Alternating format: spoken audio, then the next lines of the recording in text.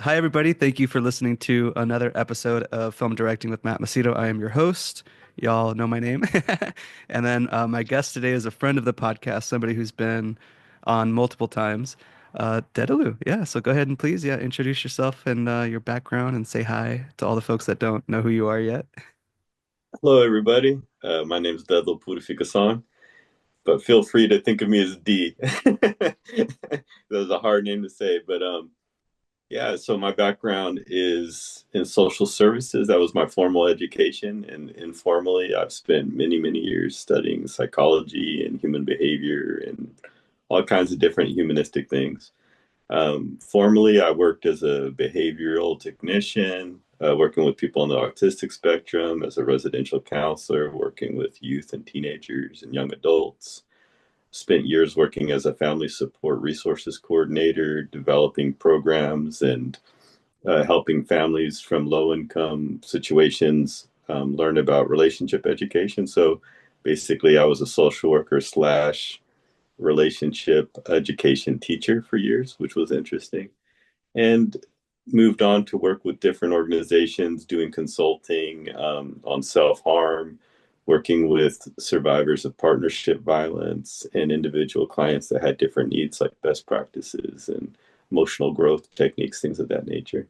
And that's where I find myself today.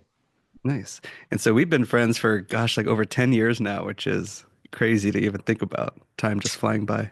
We've been friends for Over 15, right? Or no? about 14 years. We met at the dog Damn. park, right? Yeah, yeah, yeah, yeah. With Brandon, and I'm sure he's listening. Hey, Brandon. But yeah, so it's a really, yeah, time flying by incredibly quick. So, what kind of encouraged, I have some free time right now, in between projects, and so I wanted to just do another podcast. And yeah, sorry for my audience. This isn't the type of podcast that's like once a week, not even once a month. Like it's really just whenever I have an idea, a topic that is interesting to explore, we do an episode. And so what uh, started this one was a conversation I was having with you, and you started reading a book called Mindset. And we had, some conversations from that, and I saw some notes that you took, and it kind of piqued my interest on doing an episode. So I think we'll jump right into, or I should have just asked you, like, how did you come across the book? What's your thoughts on it? How did you feel reading it? And yeah. Yeah, so the way I came across the book was I was watching some videos on just improvement. I enjoyed things like positive affirmations and any way that I can learn how to be a better person and develop. YouTube is a great tool for that because you can just pop it in there and get all kinds of things. And so one time I was watching a video and there was this guy talking about all kinds of books about finance and business and there was some psychology components to some of the books he was talking about. And one of the books was called Mindset. And I thought, hey, this would be a great book for me to read and to improve and to develop myself. And as I read it, I can't remember. I think the author's name is Carol Dweck, and she's a PhD. And it's a really simple concept, but she writes really well, and it's a solid book. But basically the if I were to simplify it, and I can't remember everything that I read. I've been reading so many books, but if I were to simplify it and distill it to like a its simplest form is having a fixed mindset versus having a growth mindset. And the type of person that would have a fixed mindset, generally speaking, is a person who would look at themselves, look at others, or look at situations from the standpoint that this is what it is. This is not going to change. This is who I am. I'm either intelligent and talented and capable, or I'm not intelligent, capable, etc. And so a growth mindset would be the person who would look at a situation, a group of people, themselves as, for example, hey, we're on this journey and we're learning. We have the capability to grow here. So we are, whatever happens now, I can learn from it. I can take from this, I can be better, etc. A fixed mindset person in the same situation where maybe they fail, for example, they would take that deeply personal. In fact, they might more than likely be someone who sees failure as, I shouldn't do this again. This isn't good for me. I'm this isn't the right fit for me to do these things. Or they would look at someone at work failing, for example. Maybe they're a supervisor and they're supervising someone, and they would say, well, that's how they are. They're incapable of doing this. They don't do satisfactory work. The growth mindset person in the same situation would look at failure themselves, or failure of, like, let's say they're a supervisor supervising someone, and they would say, in terms of their own failure, hey, I missed the mark this time, but here's a great opportunity to learn. And I'm going to put in the effort to develop my skills so I can attain this new goal that I created. That growth mindset person would look at their subordinate at a job and say, oh, this person didn't do good in this particular situation. As a supervisor, how do I create an environment where they can grow and develop and accomplish this goal? I also believe in this person and see that they have value and that they can grow and develop if they put in the work to be better at this job. Mhm. Does that make sense? Yeah, definitely. And it just, what I'm reminded of is, working in film, it's seeing any kind of failure or shift in a plan or anything like that as, instead of seeing it as an obstacle that derails the project, I see it as an obstacle to get over it. To how do we see this and navigate through it and still accomplish the project that we set out to do. Um, and so yeah, so I'm assuming that's part of the growth mindset. Yeah, no, Um, that's a very growth mindset. yeah, but I do find myself having bits of both, right? So the fixed mindset of, like I'm so, hard work ethic, like I love to work, and and as soon as I'm not working, there comes that imposter syndrome of like, oh my God, I'm not good enough. I'm not gonna work ever again. And so that does, in a way, it's not debilitating because, like you said, I guess the fixed mindset person would view that as debilitating and then just give up. Versus I see it as I need to constantly improve. Something is wrong, so I need to do more podcasts and learn more, or, read more books or talk to more people or do anything to get over whatever kind of obstacle that I'm placing on myself. What I would say to that is that the fixed mindset versus growth mindset, there's it's not to say that one is right or one is wrong. It's contextual, because in the book they talk, Carol talks about, all of us have a little bit of both, right? Some of us more than others in some areas, and it's the context in which we apply the mindset. So I'll use, for example, when would be a good time to have a fixed mindset? Well, if you're in war, if you're a general, like, and you are about to lose the sovereignty of your nation because another nation is invading you, like, really, really being hyper focused on being on point and getting things done, and unfortunately in some ways becoming a ruthless person, and seeing things as black and white, victory or defeat, can be something that might help a person be motivated to accomplish things on a whole nother level. In sports, if you're trying to become a champion or an Olympian or things of that nature, being so hyper focused on understanding the reality of wins and losses has helped people like Michael Jordan and Kobe Bryant and Tom Brady. You see them in the clips of them, they are livid. They are so upset and frustrated and mad at themselves when they're not doing something, or mad at their team or whatever. And so there's context where the fixed mindset can exist. However, in the normal day-to-day world, the reason why the growth mindset is so important, and it's why it's so attractive, is because it is a mindset that ultimately in the long run is healthier, and it's more social and communal, because now, rather than coming from a place of judging yourself or others, you're coming from a place of learning, and a place of looking at things more from a more open-minded perspective. you know in, like I mentioned, in warfare, I don't know how much room there is to be open-minded in some contexts of warfare.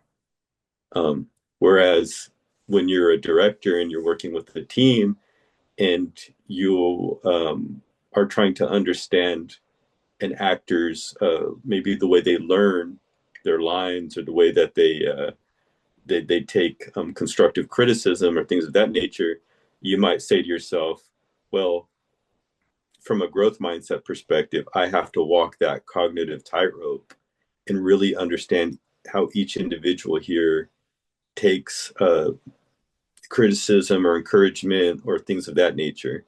That is someone here really hard on themselves? Is someone here really hard on others? And then in that regard, you have to tailor your approach to them, right? Whereas we've all heard the stories of the directors that run the set like a dictator. Hmm. You know, famous people, very successful people that were very fixed and said, this is how it is. This is how I want you to do the scene. This is what it's going to be. I'm going to make you go through this to prepare for it. If you can handle me, you can handle anything, you know, kind of mindset, almost like a drill instructor. Yeah. Um, I guess it depends on how you measure success ultimately. You know, are the highest grossing films in history filmed by people with growth mindsets or fixed mindsets? Mhm. Are is it better to make a better product, or is it better to have the best relationships in the long term? You know, not to say that one guarantees one or the other, but to say that I do believe that people have those mindsets. There are people in this world that believe that if they are open minded and open to the growth of themselves and others, that they're not reaching their full potential, as opposed to believing that I am what I am and I have to plow through this wall that I'm having. Or if I failed, I am a failure and I need to move on, maybe do something else. Uh, Yeah. And you know, that reminds me of one of the notes that we mentioned and talked about was that people can be independent thinkers and team players at the same time. And that's basically, as a director, you have to have this independent vision, right, of what the project needs to be, but also you have to collaborate with so many people to achieve that vision. And just like you were saying, you have to tailor yourself to literally each person. You know, the costume designer has their own personality and their perspective of the world, right? And their own concerns and worries about their job of what they have to accomplish. And, you know, producers, same thing, you know, more of a logistical, like the money aspect of it and, you know, safety aspect of it. Um, and so as this director, you have to not only be aware of everybody's needs, but like subside like your own like because this it could be, you know, kind of it's obviously very, very stressful. You know, I like whenever I'm filming, I'll go to bed sometimes still hearing my name being called because there's so many questions that you are asked when you're filming. And as a director, you have to know the answers to that, to all of them. Even if you don't know it in that moment, you have to just make it up on the spot and act as if that's perfect, you know? And thankfully, like a lot of the times, like if you are familiar with the script, any kind of intuitive like moment or idea that comes to you will work with the script, you know? So it just depends on how well prepared you are, of course. But yeah, so it's just being able to be that independent thinker and team player at the same time to lead everybody and also, yeah. And so you have, you know, other people's egos to get involved. Other people have visions of the project and everything else, you know. But thankfully, you know, on the sets that I've been on, everybody's very trustworthy. There have been some instances in the past, and it's very hurtful too in those moments too, when an actor loses trust in you. You know, there was a scene with an actor that I was filming once, and we were getting another person's coverage, and the fight sequence, you know, the stunt coordinator kind of overstepped too and went to the actor and said we didn't get it. But it's like, dang it. Like me and the scripty, a lot of people at the monitor said we got it. You know, we were good to move on. And, you know, unfortunately, the actor, and there's so many stresses. So it's like, I want to be there for the actor. I want to get the shot that we need. But I have producers over here telling me we have to hurry. I have, you know, higher ups like platform people that won't give any more money, that we still have to adhere to a schedule. It's all these different factors that are playing in that, you know, if those were different, I would absolutely give you guys the extra takes that we need, you know. Um, but sometimes it just doesn't work out that way. But in those moments, like I just wished, and a lot of the times it's 100% a lot of trust there. Um, but if there's ever just a little loss of trust, like that's just, it's heartbreaking, because you need everybody to trust you and that vision that you have too. Walking the cognitive tightrope, like you said.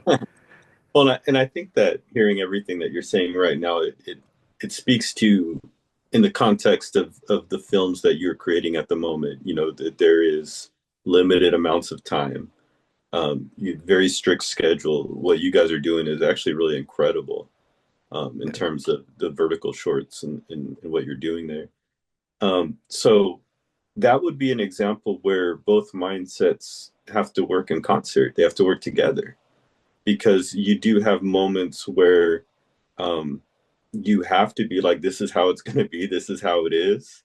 This is the Yeah. world we're living in, and it's very black and white right now in this existence. And then there are processes where you are more democratic, where you are more like, hey, we didn't get that right, but we're going to improve. We got some time. We got, the resources to do that at the moment. You know, one of the examples I thought about was the difference between like the vertical short films that you're doing right now, which it takes about a week to film them, right? God, so just the terminology too, though, really quick. When you say vertical short films, they're not technically short films. They're Uh-huh. feature length that we do film in about a week. And so it's Right, even more intense than what most folks would know. Because when I was in film school, I had a week to shoot like a 10-page, little short film. right. But these vertical series, they're like soap operas for your phone. I did one episode about it already before. I don't know, maybe another one soon. Um, but yeah, this is what I've been doing for the past year or more now. And since now I've done about 11 verticals so far. Um, and that's technically 11 like feature length projects. I don't want to say my first vertical or sorry, my first like feature films because I don't want to definitely don't want those to be considered my first feature films. But it's definitely it's a lot of training. I've been saying like this is a master class for everybody involved because imagine for those that are filmmakers, imagine getting a script 80 plus pages long. You have casting, location scouting, literally everything that you can do as a director. You have your lookbook, you have your shot list, overheads, everything, all the meetings with individual department heads in about 2 weeks or so. And Yeah. it's insane. And I don't like, I say every single project that is released is a miracle. Like I mean, cheesy acting for sure. That's because we're rushed to get through these. And, one of the things that sucks as a director is that, these projects are so rushed that you're not able to really put your creative vision into it. And there's a very strict format and formula to how these shows operate. And you're just doing the same show like over and over and over again. And if it's not based in an alpha universe or with werewolves and it's based in a high school with mean girls, or it's based in an office with CEOs, it's like it's all the same. And you could really just like it's a fun drinking game too. If you guys were like take a shot every time somebody gets slapped or pushed into a pool, like, it'd be crazy. But Yeah. yeah, Well, so the vertical films that you make, right? yeah. And you described so well the you know how much is actually put into it, and in the short amount of time that you have to do it. Well, let's look at it psychologically between the difference of what you're doing, the projects you work on, and then like say a very very successful TV long running TV show like Grey's Anatomy, where you have this group of people, some of which have been together for a long time, incredible amounts of success. You know, I knew an insider that worked on the show, and I got some understanding of some of the things that had gone on set. And I think that's where you see the difference of that fixed and growth mindset. In a vertical film, you there's so much things that are just naturally understood from the beginning. Like as an actor, this isn't going to be like, um, it might be the stepping stone to a better opportunity. But for most people, making films like that are not like the most enriching thing, maybe Hmm. artistically. Yeah. And then as a director or a producer, you are so hyper focused on the logistics and getting this done, and this has to be done now and here in limited budgets, etc. And so you might be in a situation where you really, really lean on that fixed mindset side, where you like, the way that we have this film structured from the beginning is how it's going to be. And we don't have time to change things. We don't have time to have negotiations and conversations about how you want to do the scene as an actor, or maybe changing locations, things of that nature. Whereas I would imagine like these long running shows, it becomes far more of a democratic process, even contractually. The actors have more power, the producers, the creators, the distributors, all of that thing, the relationship, it's an ecosystem Yeah, that definitely. that has had time to form for many years. And so I think that's what makes these experiences for you incredibly special, because and then also challenging in a way is how do I accomplish the job that I've been set out, that tasked with, that I'm being evaluated on by the people that are presenting the funds, um, while also honoring my personal humanity, dignity, and the dignity of everyone who I'm working with, and their humanity and their aspirations. Hmm. Because these films ultimately these are the things that they're going to be showing, you know, prospective future employers. And if I may, just one point I wanted to make, if any actors are watching this, is you shared with me a little bit of some of the people that were trying out for the films. Hmm. So talented, all of them, so incredibly talented. And talk about growth mindset. When you are auditioning over and over and over again, and you're in LA and you're going against potentially hundreds of people for a small part in a film. And I mean, like, some of the videos you showed me, I mean, these people are incredibly talented people. Yeah. And the amount of growth mindset that you have to hear no and no and no over again, when you work so hard on your craft and you are so talented, to continue to develop, and some of these people are working jobs that are not in line with what they truly want to do just to get the bills paid.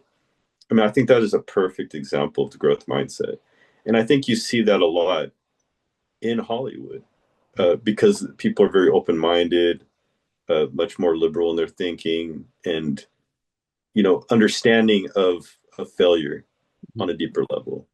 Whereas that fixed mindset, where we see it on so many aspects of life, including like politics, for example, where we say no, it has to be this way. This is what it is, and if it's not this, it's this. Um, Ultimately, I don't know if that in the long run is the best way to grow. And literally, that's why the term fixed is used by Carol Dweck in her book Mindset, is that when we think of fixed, we think of something staying. It's not moving. It's there. So for better, for worse, if it's the best thing in the world or the worst thing in the world, that's where it's at. As opposed to growth, in the growth mindset, it's constantly moving. And I've heard football coaches say this: you're either getting better today or you're getting worse. You're not staying the same. Hmm. And so Yeah. the growth mindset can also apply to understanding, atrophy, where you're, not improving, you're actually going backwards. Yeah. Um, and you have to, recognize that. Yeah, so that actually reminds me of one of your other notes. It's finding setbacks as motivating, informative, and a wake-up call. So it's Yeah. finding any sort of setback as like a just a wake-up call to be like, yeah, I gotta just straighten up and keep moving forward, instead of debilitating, right? Yeah. That's such a good point of, I think in that fixed mindset, it's mentioned in the book Mindset, that when you do have a setback, that people with the fixed mindset take a lot longer to get over that setback, because it can have devastating effects on them. And people might say, well, that there's lots of different ideas a person can have about the person is living in ego, the person is narcissistic or self-absorbed. I might throw in, from a strengths-based perspective, that person might be dealing with post-traumatic stress, Hmm. and it triggers something in them. It can affect them psychologically, because failure, when you don't appreciate failure, when you don't understand the value of failure, or if you were around people and raised by people, or steeped in a culture that saw failure as reflective on you and not a part of your journey, that you can internalize that and become very ill mentally, and that illness will reflect upon uh, your life. Those impressions that you put about yourself on what a setback or failure means will express themselves in your life. Yeah. And And just the whereas, example we were mentioning was just like, again, actors being rejected so many times.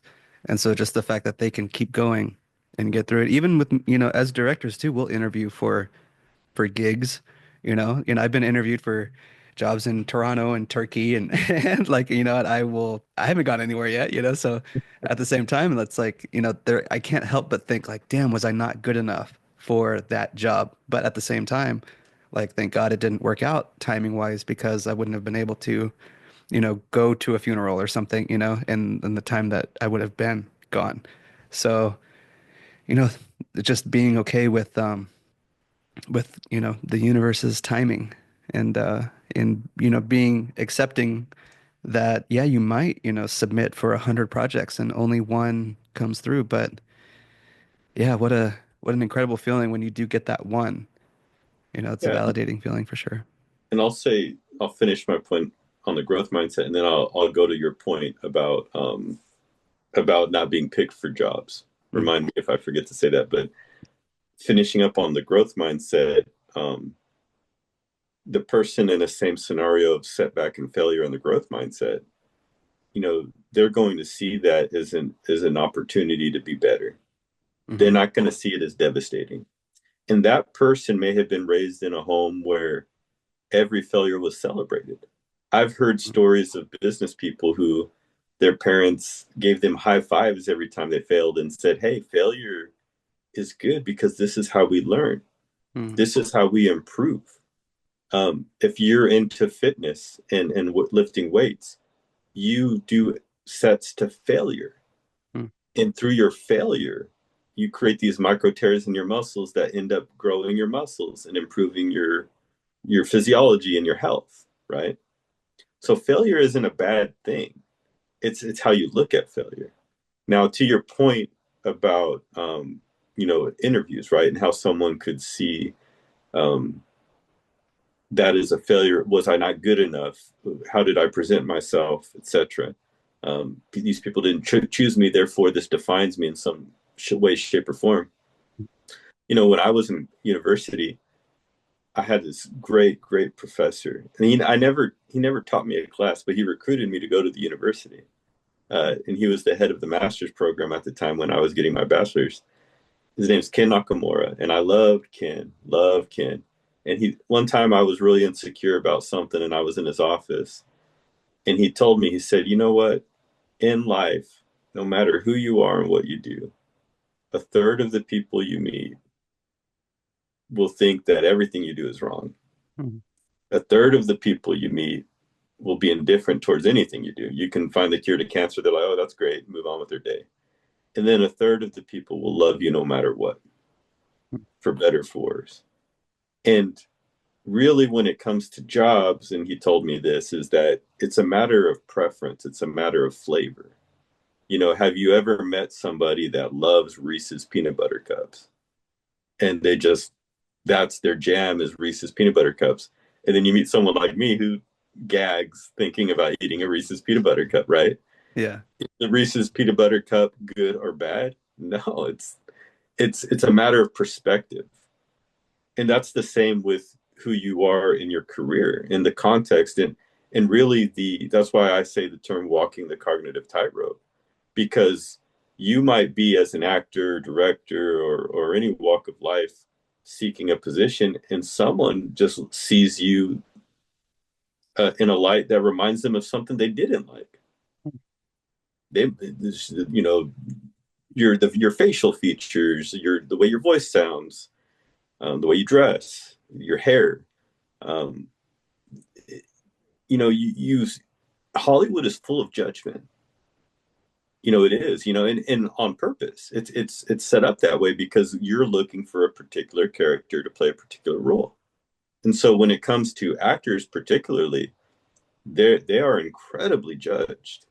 Yeah. And I would imagine that if you're not practicing a healthy mindset and you're not creating an environment around yourself where you're very understanding of what you're trying to accomplish and the structure that's in place and how judgmental it can be, and that it's not about you.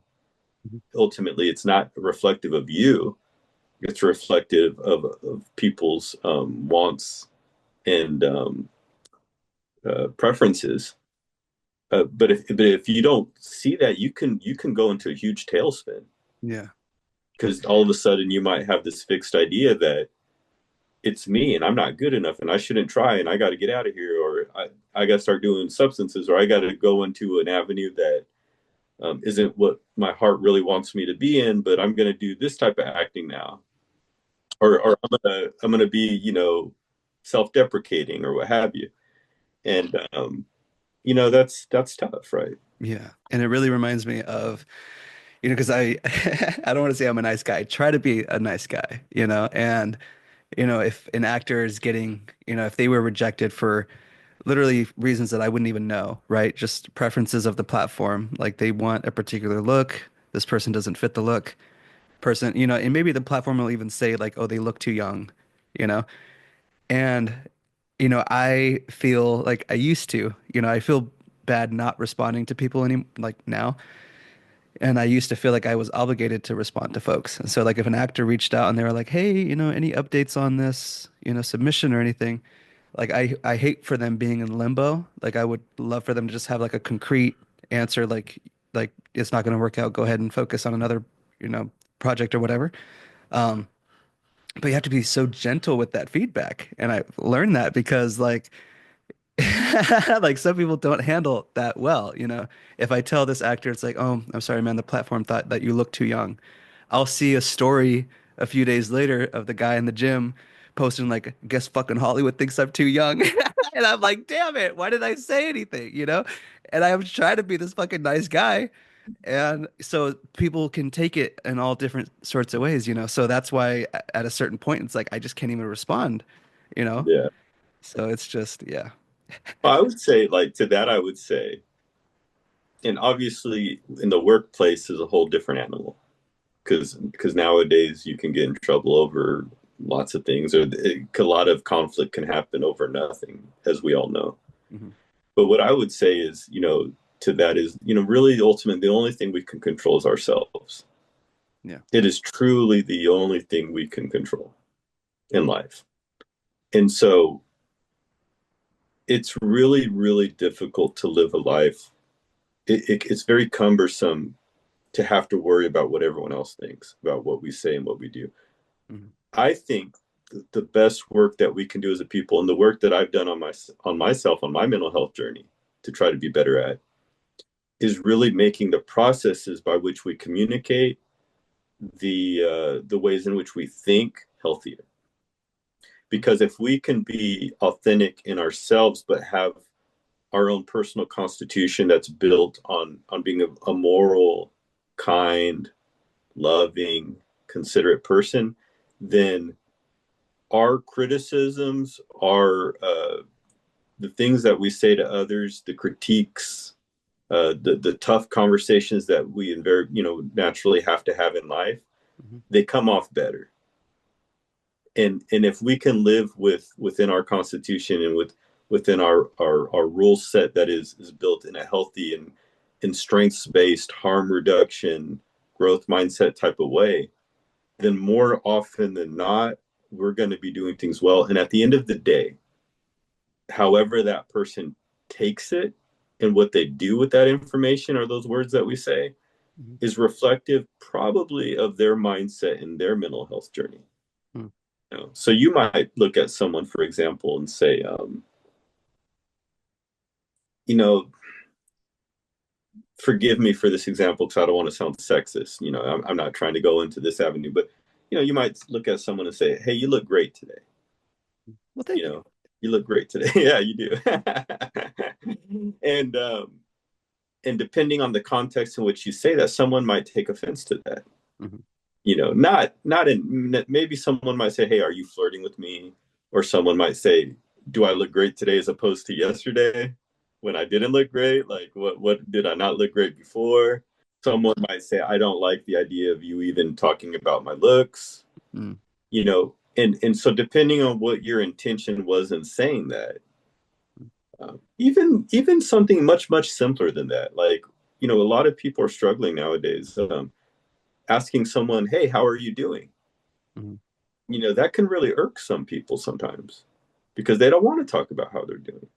Or The maybe fuck they you want mean to how talk I'm doing? You don't need to know how I'm doing.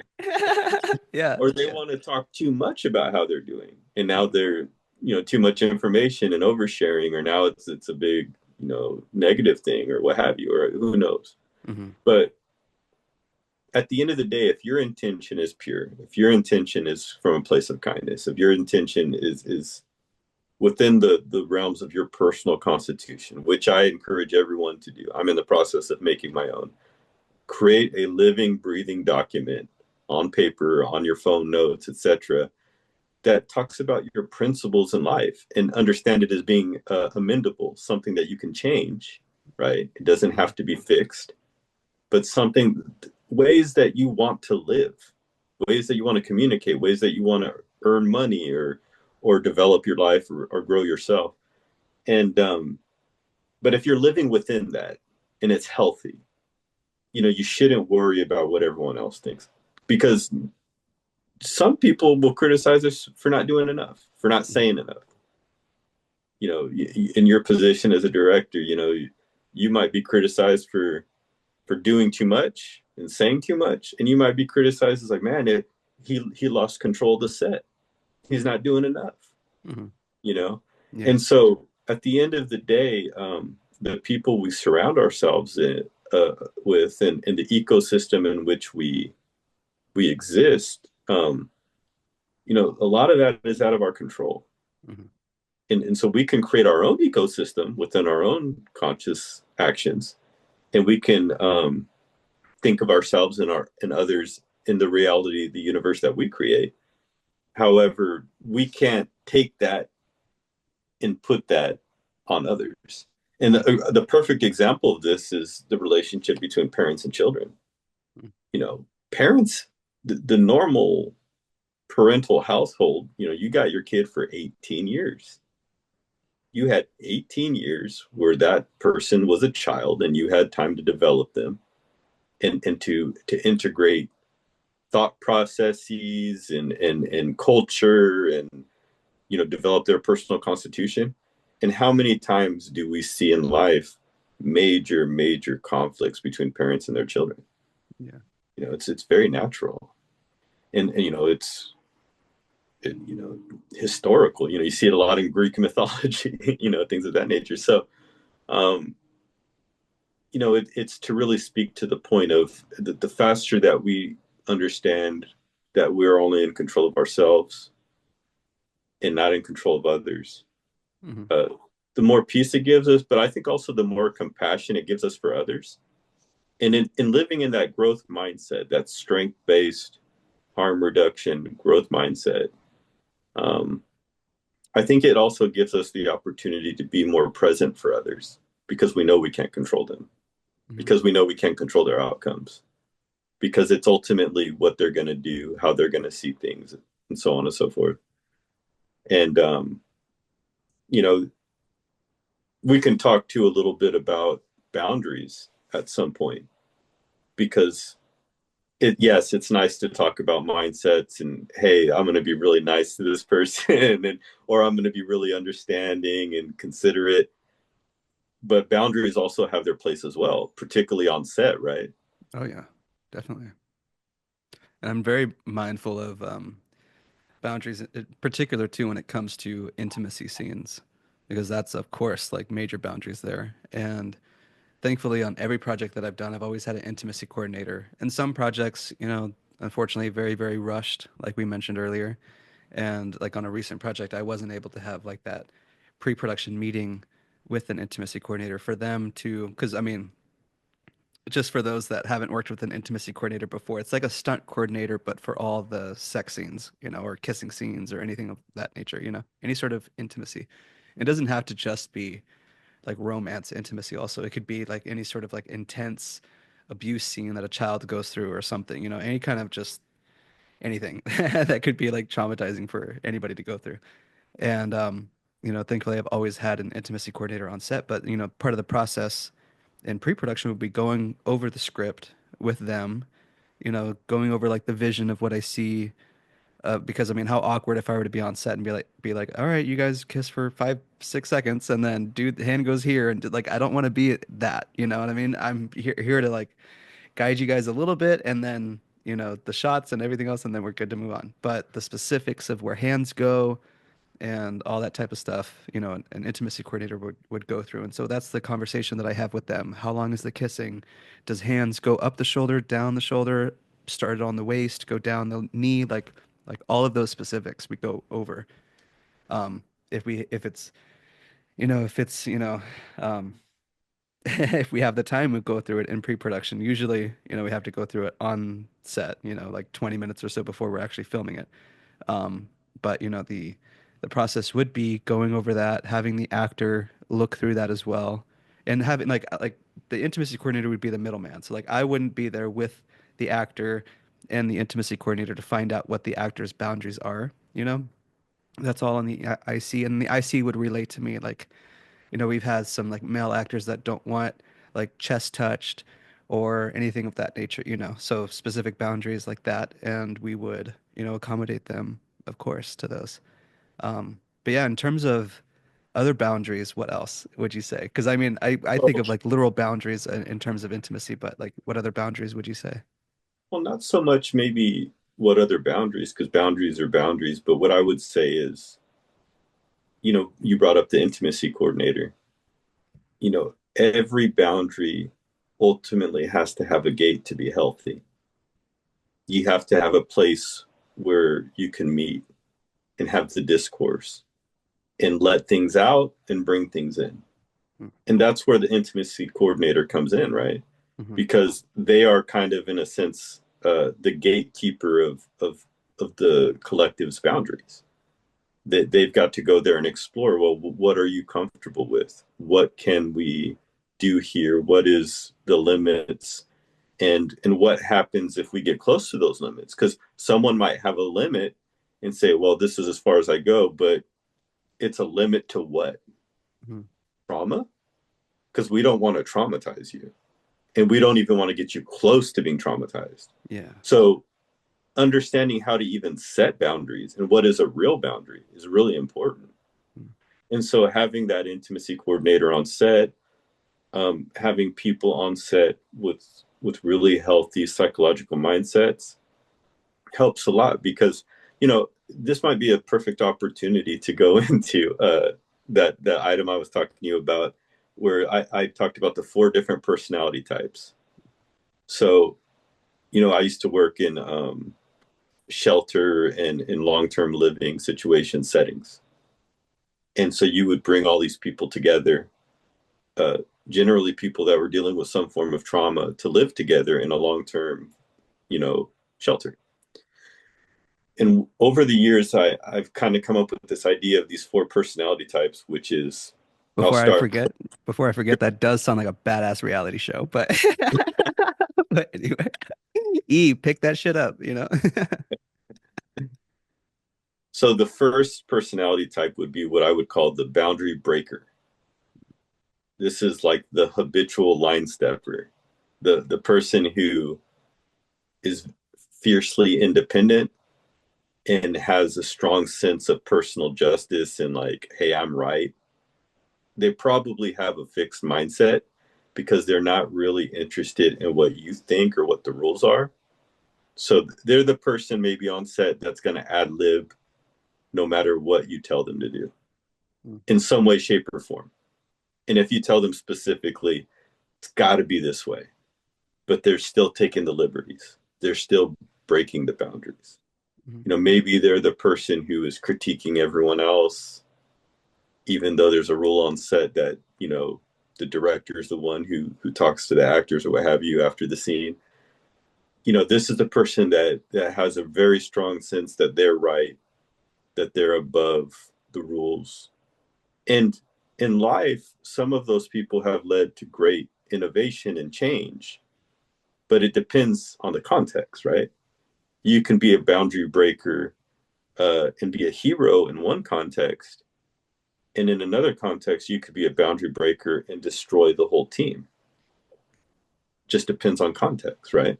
Mhm. So the second personality I've noticed, which are I think some of the coolest people and the people you can learn from the most, are the people that push the boundaries. They don't break the boundaries, but they push the boundaries. They ask the whys respectfully.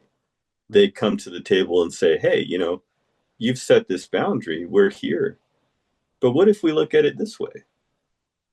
You know, what if we pull in the boundary or push out the boundary? Or, you know, usually the question askers, right? The people Mhm. that they're not going to break the rules, but they're gonna question the process. They're gonna be communicative, Mhm. and they're gonna offer perspective and context that you can learn from in life.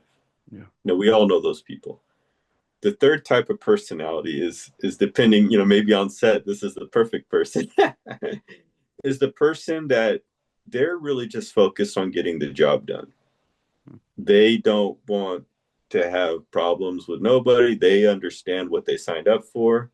They respect the hierarchy, and they know that, hey, on the totem pole, this is where I'm at, and this is the job that I'm supposed to do.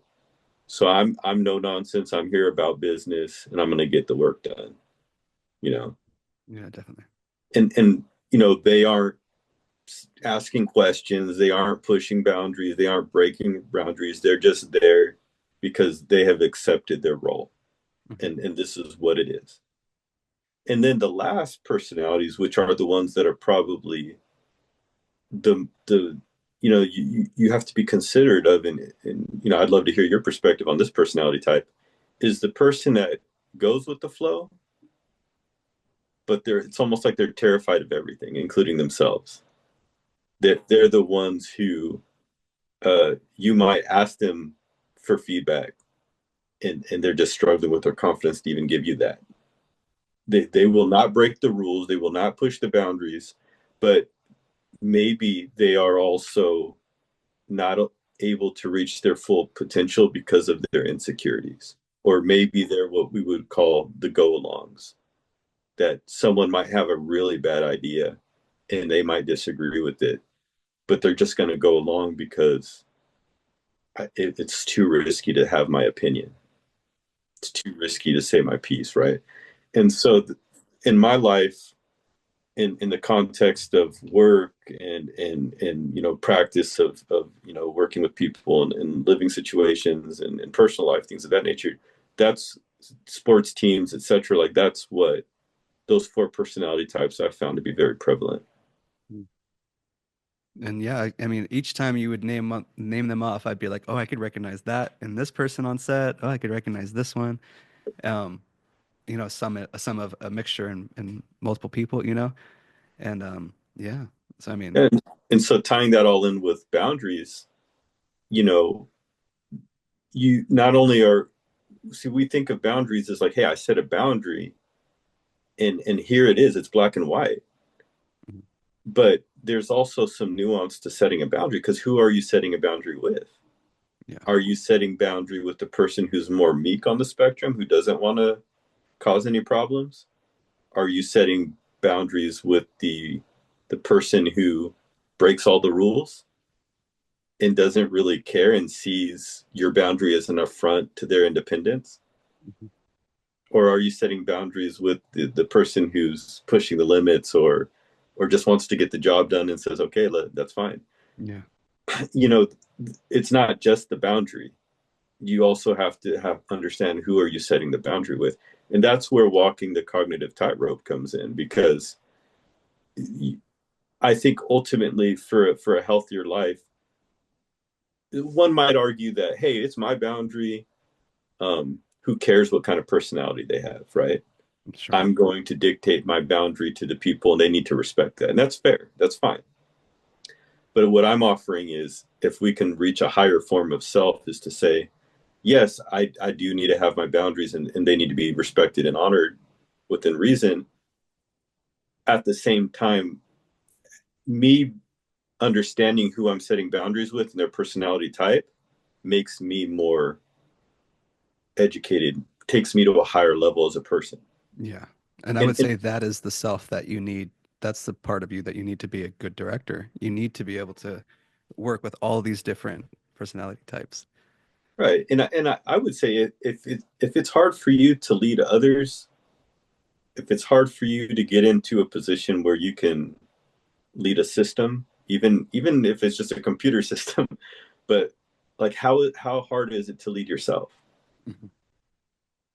So these are things that are practiced, and that's where that fixed mindset and that growth mindset comes in.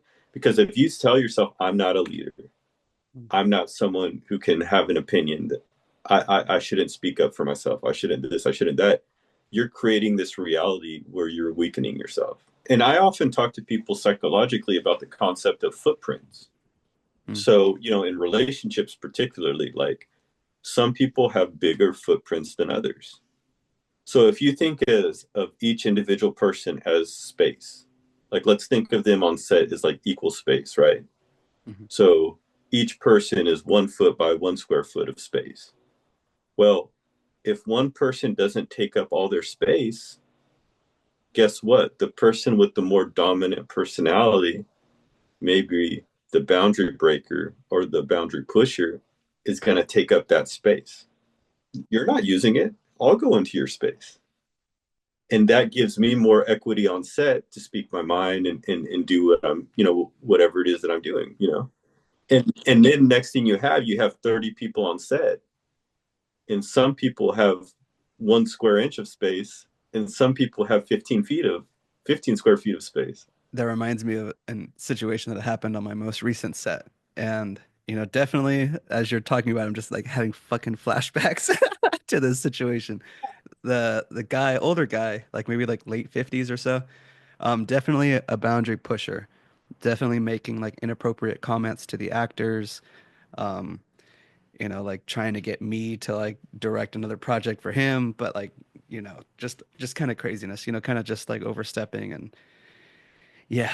And he's tall, he's like 6'5" or fucking something, And so whenever he would talk to you, he would stand directly above you and like look down on you.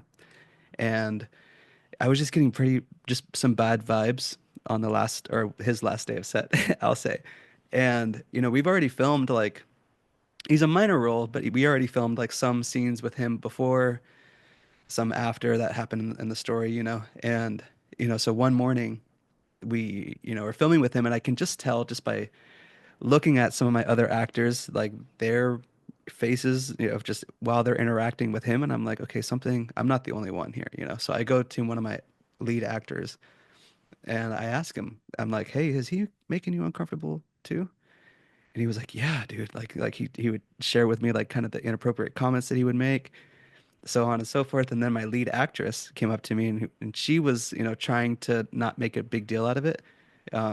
She'd be like, yeah, but it's fine. And I'm like, no, it's not fine. And so even though I'm not, a confrontational person, I'm not going to go up to him and be like, what are you doing? You can't do this. You can't do that. I'll go to the producers and I'll be like, I don't want him here anymore. And so just because, it's producers' job, line producers, whoever's job it was to go up to him and talk to him and handle his pay for that day and to just let him know that he's not needed anymore. And so, yeah. So that was the one situation that happened recently that I'm kind of getting flashbacks while you're talking about, these strong personalities and how you deal with them, you know.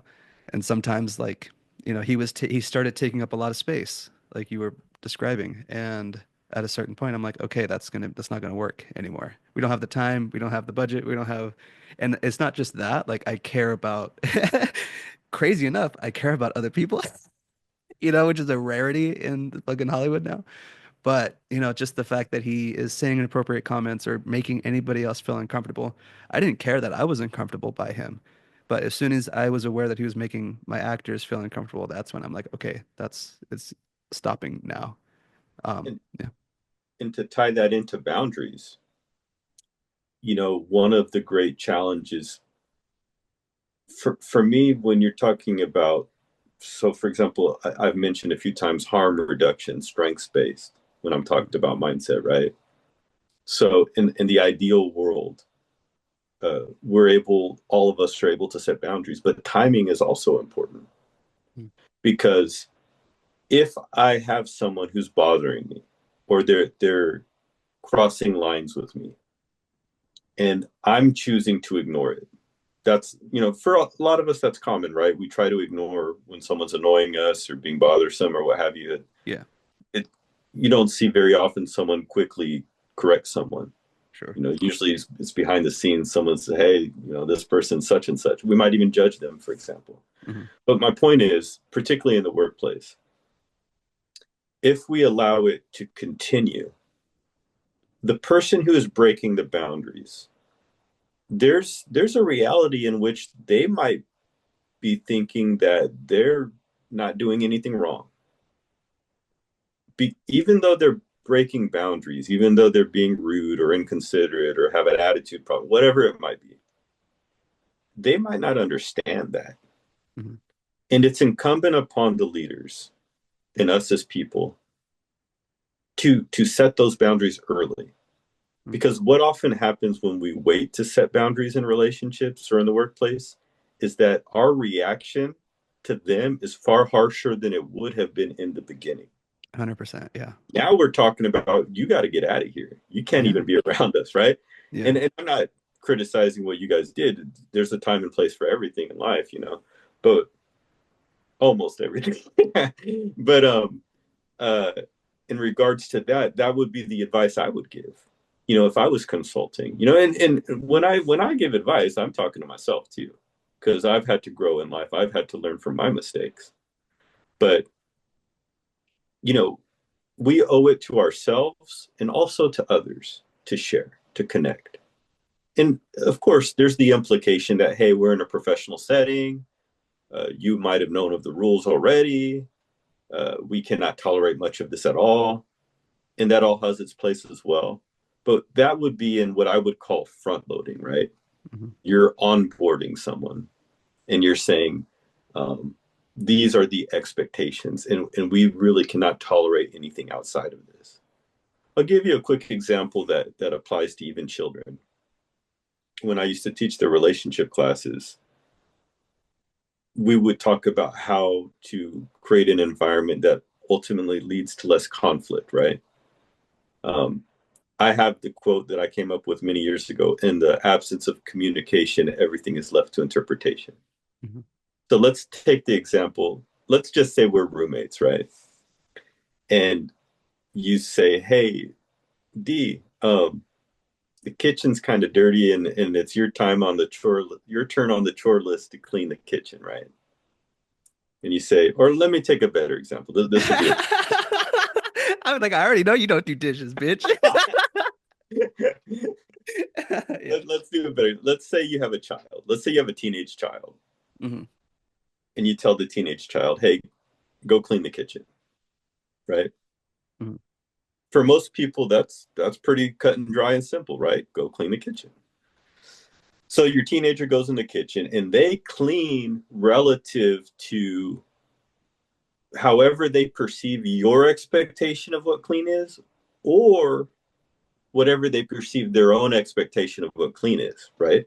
It's their perception of it. It's not exactly what you wish clean is. one Yep. one way or the other, right? Hmm. And you've asked them to clean based on your perception of what clean is at that moment, not necessarily what you thought clean was a week ago or a month Hmm. ago or 10 months ago. And so do you see how there's the potential for conflict right off the bat? Yeah. Teenager goes in, accomplishes said goal of cleaning, walks back, kitchen's clean, and then what do parents naturally do? They go They to go check that shit. go and Yeah. check work, right? Yeah. And they come in and they say, "Clean, this is garbage. You're being lazy. You didn't even wipe down the stuff in the fridge. You didn't dry the dishes after you washed them. You didn't, take the mats outside and knock the dust off of them. And they're like, I gotta do all that. Yeah, they didn't even Yeah, know. you didn't Yeah. sweep the blinds in the kitchen." And the teenager comes in, and now there's all this potential for conflict depending on personality types. What This is why I don't clean, because you are always hard on me, and da da da da da. And so, it can lead to a legit This is why conflict. dad left. And I mean, in some ways, and in some households, I mean, like legitimate trauma, right? Yeah. So I've always felt in relationships, and whether it's dating, marriage, children, work, be specific. So if I want someone to clean the kitchen, I say, hey, I need you to wash the dishes. Could you please dry them and put them away? Hmm. And if it's something that's different than the norm, I'll say, we're having company over. Could you please dry and put away the dishes? Because I would prefer the dishes not be out. And could you sweep? And after you sweep, could you please mop? In fact, as a leader, if I'm being organized, I probably don't want to give them a dissertation on how to clean. I might want to come up with a list. I might Hmm. write it down. This is what I need you to do, please. Hmm. Thank you. And here it is. And that is so difficult for some people just to be able to say it. And I mean, I got to admit, I'm one of those people just because of the way I was raised, probably to where there's just an expectation of this is what clean is, this is what dirty is, whatever. So it's like, of course, when you clean the kitchen, you do put the clean dishes away within a certain time frame. You don't leave the clean dishes in the sink for a couple days. You know what I mean? That's not clean. And you wipe down the counters and you sweep and you mop. But yeah, to some people, and I'm guilty of it to where I won't say anything until it does bubble up to an explosion, which is unfair to the other person because suddenly it is just an explosion rather than, a gentle nudge or, just talk. Yeah. So let's go down the rabbit hole even further. So now, as a parent, you're upset because the child didn't meet the expectation that you did not elaborate on. Mm. You create the impression on your subconscious that your child is adversarial, that they're lazy, that they do not respect you because they don't do your wishes. And that impression on your subconscious expresses itself in your conscious life, in your behavior towards your child. Yeah. And now you're impressing on their subconscious how they are seen by someone that they're supposed to respect. Mm. And you see how that child could become Fucked up. Yeah. Yeah. Yeah. right. It's sad. But really, I like the quote by John Wooden: your work is a byproduct of your preparation. Mm. And I feel that is very true when it comes to relationships. Film and everything. Yeah. Yeah, and particularly right in your industry, right? So, and one thing I've appreciated about you being someone who's a fan and seeing from where I sit is that you have created not only an environment that seems really healthy, but you Mhm. celebrate things. Yeah. And celebration is really important communally and societally. It's why we have holidays. It's why there's events. Most we celebrate things together. And on set, I've noticed that you guys, whether it's the cards, the photos, the things that you're giving to them and sharing with them, and you're taking that out of your own time and your own wallet to Yeah. do it. God Mhm. bless you. But that leaves a lasting impression. Mhm. And so the expression back to you is, hey man, that guy is really thoughtful. Mhm. That's who Matt Macedo is as a director. He appreciates us. He thinks of us. He genuinely cares. Yeah, we have a job to do. Yeah, we got to get down to business. We got a week to film this vertical. But at the end of the day, we're turning this into we're looking at this challenge positively, Mhm. and we're going to grow from it. And you know, there's a lot of self-talk aspects to that, but also the way we talk to the people that we're around. And you know, we learn that through trial and error. I've made in my life great grave mistakes, but I do believe in a growth mindset.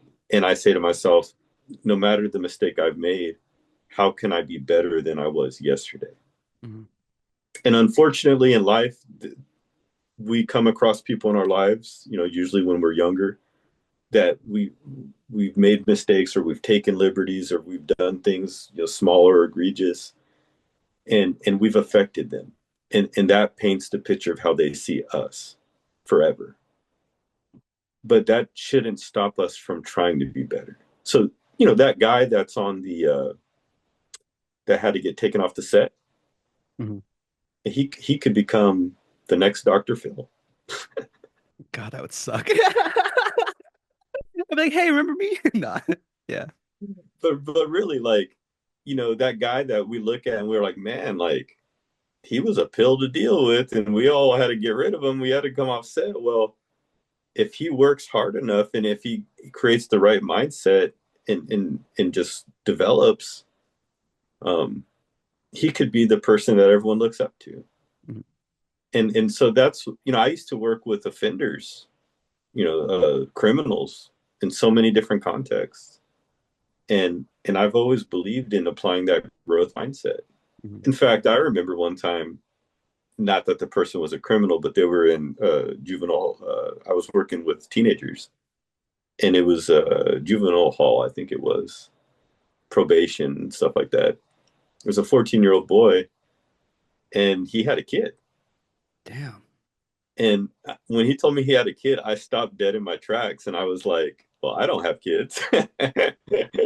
Why don't you teach me what it feels like to be a father? I'd love to hear from you. I'd love to learn from you. You know." Mhm. Because it could have been easy for me to say, "Oh, you're 14 and you have a kid and you're in probation, and oh, your the rest of your life's going to be a mess. Mhm. Oh, you're this, you're that. Oh, I can only imagine what your parents were." Yeah, that's an easy thing to do, and it's not, and that's a fixed way of thinking, the assumption. But in that context, I was grateful to be able to look at it as a positive and Mhm. to say, "Wow, you're a dad. I'm not a dad. Can you tell me your perspective on being a father? What have you learned so far?" Wow. So on and so forth. Because it gives a person the opportunity to grow. So not only do we want people to have that growth mindset, but we also want to create an environment where people can be that way. Yeah.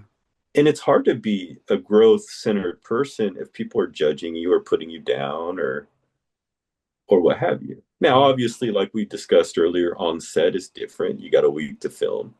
Sometimes there have to be snap judgment, things of that nature. But maybe one thing that I can offer up is, let's say you have that same scenario again, right? Difficult person on set, got to get rid of them. You got to let them go. Maybe they're showing up on set late and they're not an important person, and you got to let them go. And you finish the film. Maybe you put it in your journal, this note to say, "I'm going to call so and so, or I'm going to send so and so an email after the filming is done," and encourage them. And so after the filming is done, you look at your notes. "Oh, I got to get a hold of so and so," and you write so and so an email saying, you know, history will show that we had to let you off set, but the legacy is that I do deeply care about your well being, your career, uh, and appreciate that the contribution you tried to make,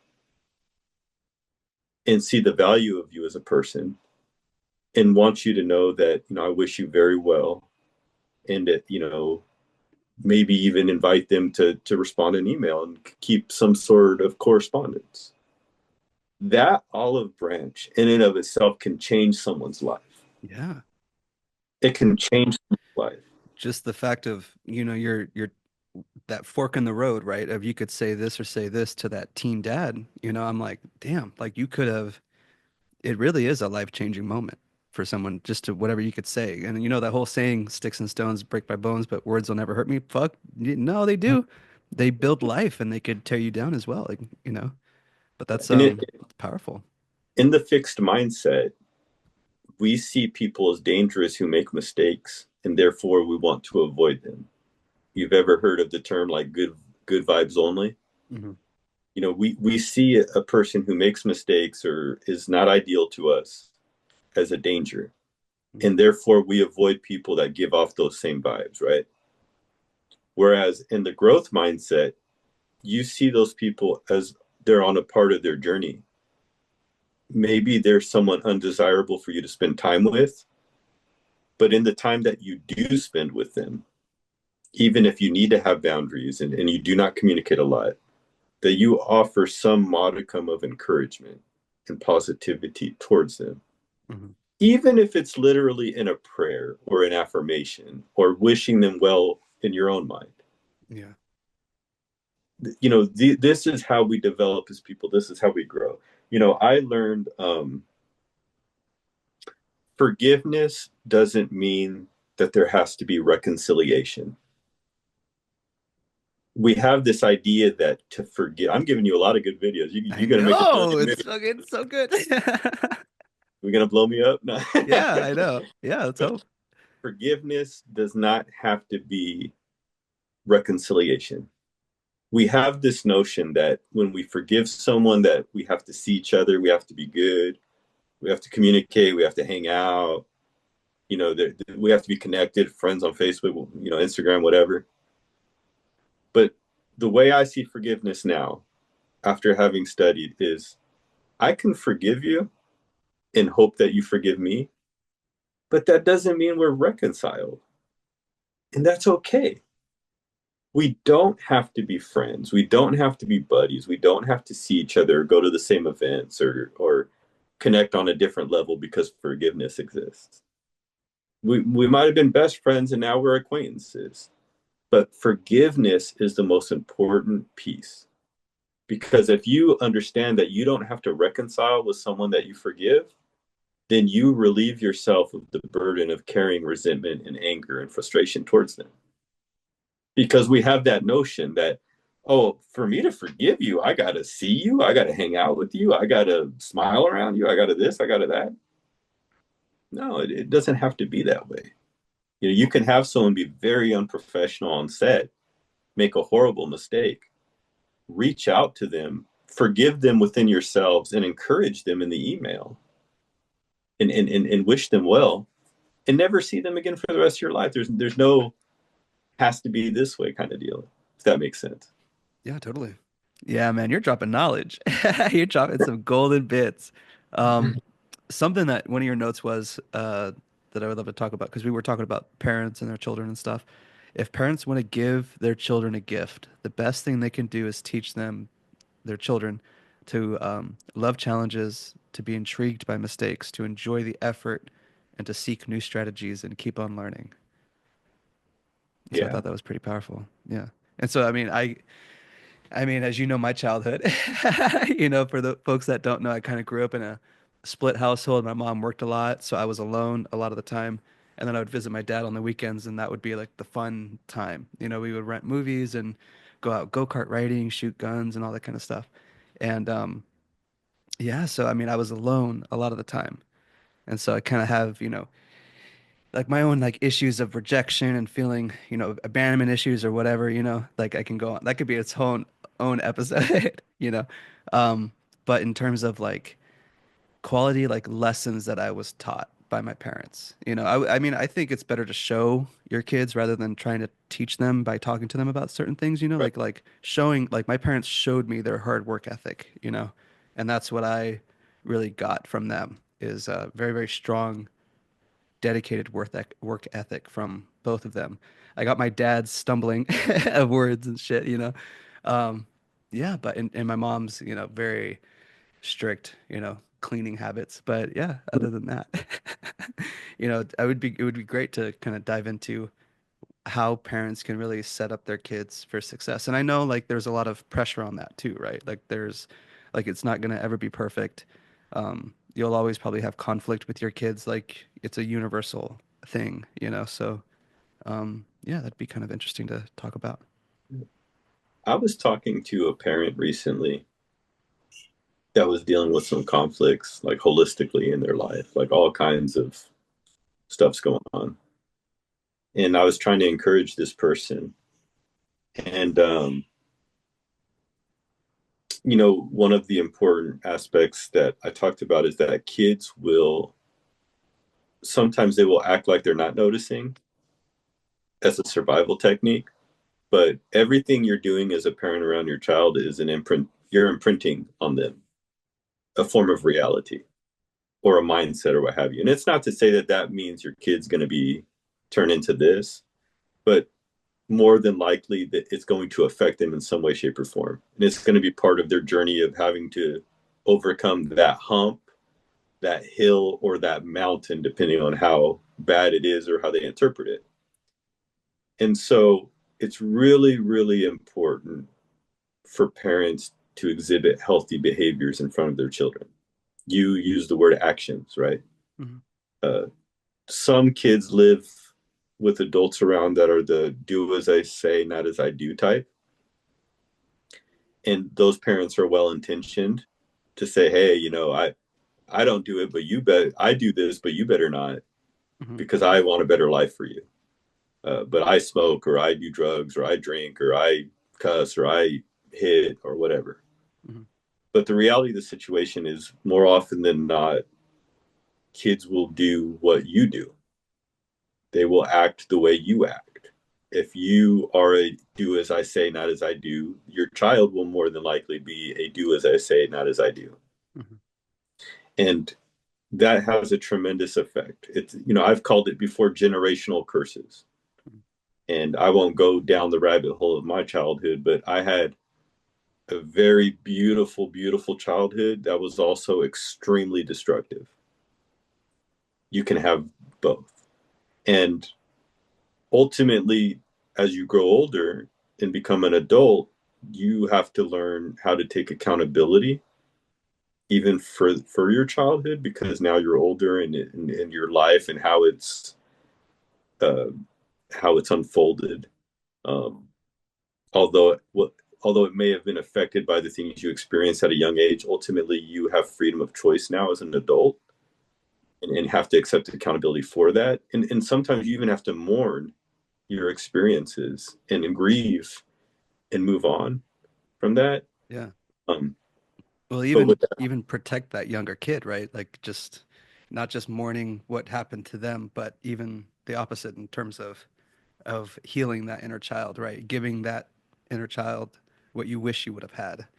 And it's difficult because I mean, even though we've been adults for, I'm 31 now, so 21 years, I'd say until 10, 21 years of adulthood versus 10 years of being a child. And those first 10 years, man, are so like you're so malleable, right? Like you just any kind of fucking your parent tells you you can't have a lollipop, suddenly you have all this issues. You have fucking you're traumatized now. Um, but yeah, it's just it could take a lifetime to undo a year of, whatever you went through as a kid. So I think that your whole entire life you're influenced by your environment.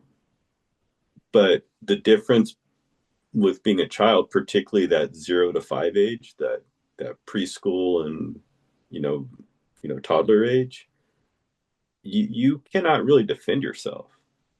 yeah. You can't really set boundaries. You can't really have discourse.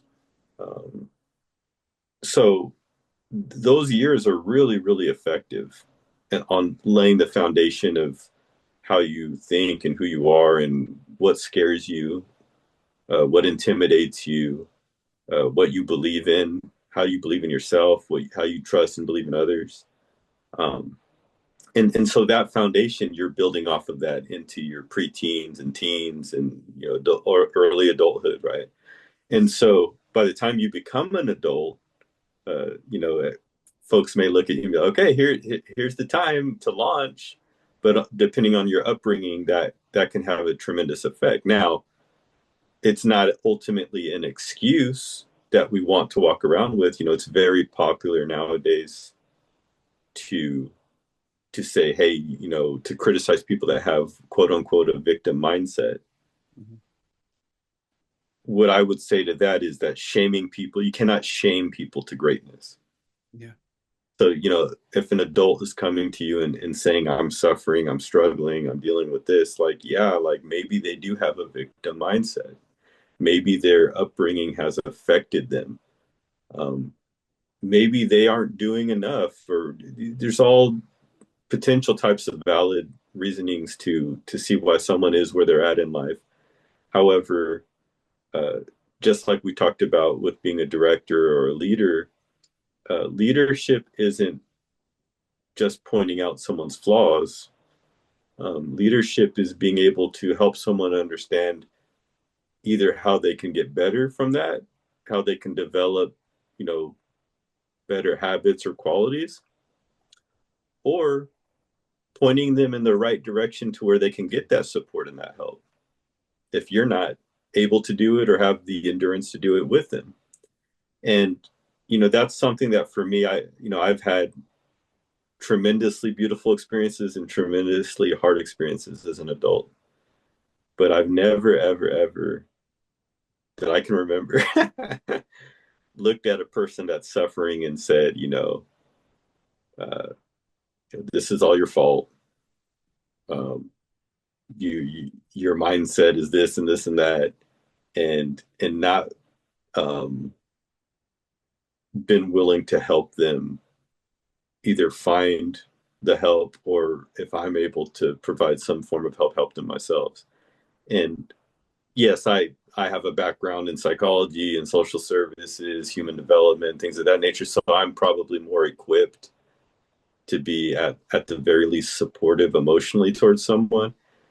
With that said, like the trauma, the triggers that people suffer just doesn't happen in childhood. It can happen in adulthood as well.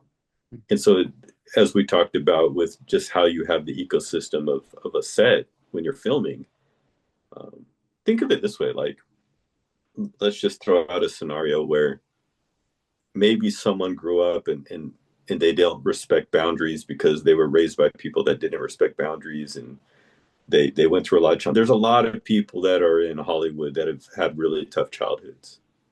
A lot of famous people that have had really tough childhoods. Yeah, it's kind of like a prerequisite for moving out here. It's like you have to have a shitty childhood, you have to have some issues, and then you can come out Right. here and yeah. And so they're on set, they make some mistakes. Uh, you know, maybe they're egregious, maybe they're not, but enough mistakes where they get booted off set, right? Mm. And they get fired from the job. Well, for a healthy person, they might look at it and say, "Hey, this person wasn't doing their job. They weren't good enough, and we let them go, and we wish them well. And they're gonna go and find another job. They're gonna go and try again, right? Because in Mm. a healthy mindset, that's what you think other people are doing, because that's what you would do. But someone with an unhealthy mindset might take that instance as a tremendous traumatic event that informs the rest of their experience trying to get acting jobs, or they might even give up, or they might turn to substance abuse, alcohol, drugs. They might it might turn them into a toxic personality where they're just very negative and cynical towards the world or others. And so it's one of the reasons that I try my best, and I've failed many a time to be the best friend I could be, the best lots of things I could be. But ultimately, I've always tried at the end of the day to learn from it and be the type of person that when someone does come to me in pain, or someone does come to me in foolishness, to try the best to ultimately be supportive and loving and caring. And it's not to say that I have 100% hit rate, because I sure as hell don't, Yeah. but I definitely have a passing grade. I gotta see. No. And as I get older, I realize the value of setting very high standards in terms of how I communicate with others, particularly the people we're closest to. Because, you know, as the saying goes, familiarity breeds contempt. We can be the best friends and have this great reputation with the people we work with or the people we're acquaintances with, but be considered tyrants by our own family. or the people that, intimate partner, uh, children. And so, it's very important for people to work on themselves holistically. I've always said that I use the term walking the cognitive tightrope to honor the diversity of personalities that exist. But with that said, I've also understand that, your best work that you could ever do in your life is with yourself and with the people that are closest to you. Mhm. That is your greatest challenge and your best work that you'll ever do. Because it's easy to be nice to someone for a few hours or for a project or as an acquaintance. But what's really, really difficult is to be disciplined and to be a good person with someone you spend a lot of time with or that you have an intimate connection with. Um, and really, from my experiences in work and professional and personal life, that's where the greatest potential for damage exists, psychologically, and how that can, affect one's mindset and affect, even their career path. Mhm.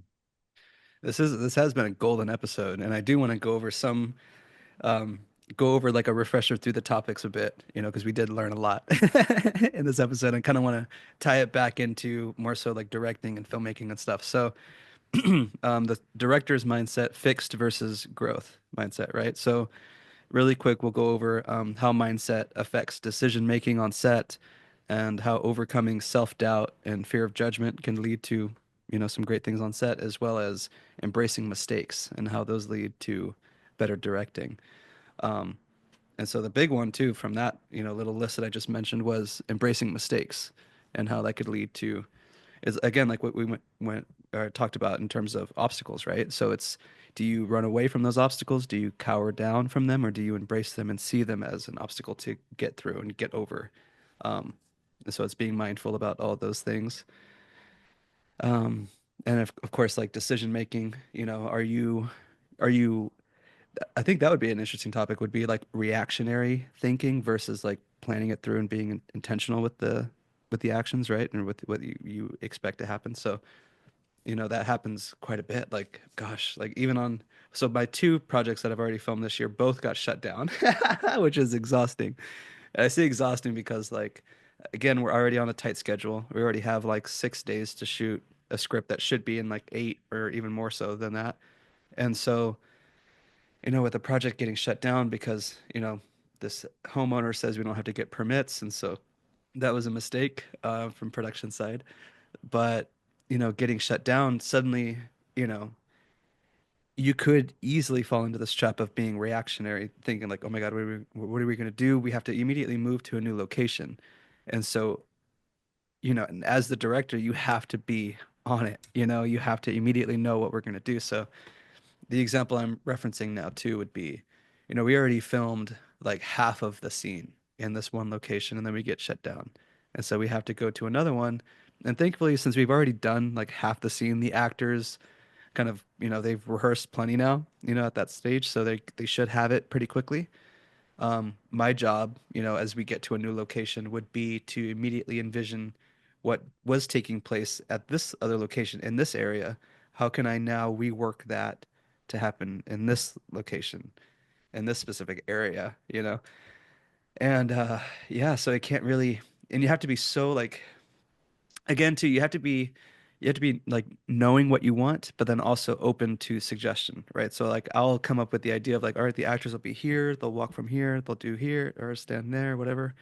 And I could explain that to my director of photography.